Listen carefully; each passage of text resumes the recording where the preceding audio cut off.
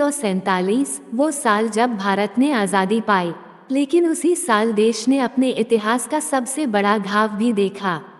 बंटवारा। भारत और पाकिस्तान दो नए राष्ट्र बने, लेकिन इसके पीछे की कहानी सिर्फ एक राजनीतिक फैसला नहीं, ये कहानी है सदियों की सांस्कृतिक जटिलताओं, औपनिवेशिक नीतियों और टूटते भरोसे की।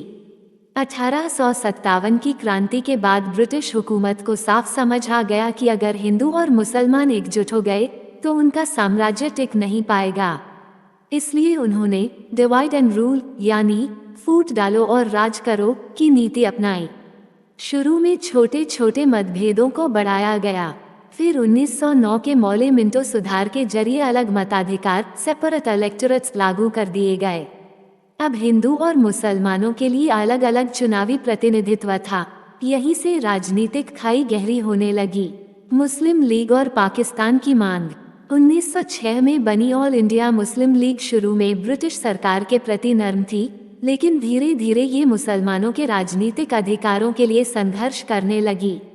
1940 में लाहौर अधिवेशन में मुस्लिम लीग ने पाकिस्तान की मांग औपचारिक रूप से रख दी। मोहम्मद अली जिन्ना ने कहा, हम अलग राष्ट्र हैं, हमारी संस्कृति, हमारा इतिहास और हमारा धर्म अलग है, हमें अपना देश चाहिए। इसे कहा गया दो राष्ट्र सिद्धांत।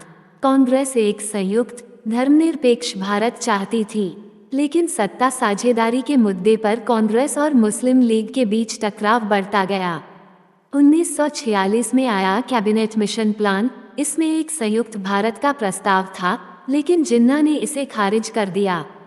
16 अगस्त 1946 मुस्लिम लीग ने डायरेक्ट एक्शन डे मनाया। कोलकाता में भीषण सांप्रदायिक दंगे हुए, 4 दिन तक खून बहा, हजारों लोग मारे गए और लाखों बेघर हो गए। ये आग बिहार, नोआखाली और फिर पंजाब तक फैल गई।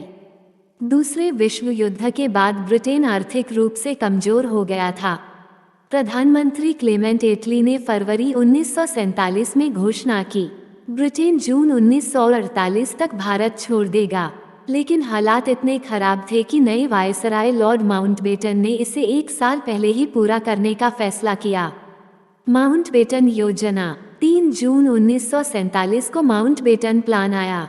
फैसला हुआ, भारत को 2 हिस्सों में बांटा जाएगा, भारत हिंदू बहुल, पाकिस्तान मुस्लिम बहुल। 14 अगस्त 1947 को पाकिस्तान अस्तित्व में आया और 15 अगस्त 1947 को भारत स्वतंत्र हुआ।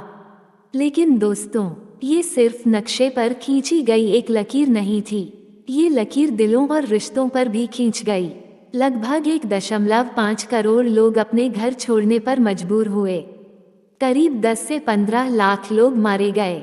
लाखों महिलाएं अपहरण और अत्याचार का शिकार हुईं। बच्चे अनाथ हो गए, परिवार हमेशा के लिए बिछड़ गए।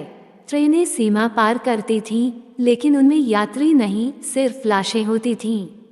गांव खाली हो गए, मंदिर मस्जिद खामोश हो गए और इंसानियत खून के आंसू रोने लगी। पंजाब और बंगाल दोनों का बंटवारा हुआ। लाहौर, मुल्तान, रावलपिंडी पाकिस्तान चले गए। ढाका, चटगांव, सिलहट बांग्लादेश चले गए। लोग अपने पुरखों की जमीन छोड़कर सिर्फ इस डर से चले गए कि उनका धर्म उनकी जान न ले ले। दोस्तों, विभाजन की कहानी हमें ये सिखाती है कि नफरत की राजनीति सिर्फ बर्बादी लाती है। धर्म, जाति, भाषा, ये सब हमारी पहचान का हिस्सा हैं, लेकिन असली पहचान इंसानियत है। हम एकजुट रहें तो कोई ताकत हमें तोड़ नहीं सकती। आज जब हम भारत की आज़ादी का जश्न मनाते हैं, तो हमें उन लाखों अनसुनी कहानियों को भी याद करना चाहिए, जो विभाजन की आग में जलकर राख हो गईं।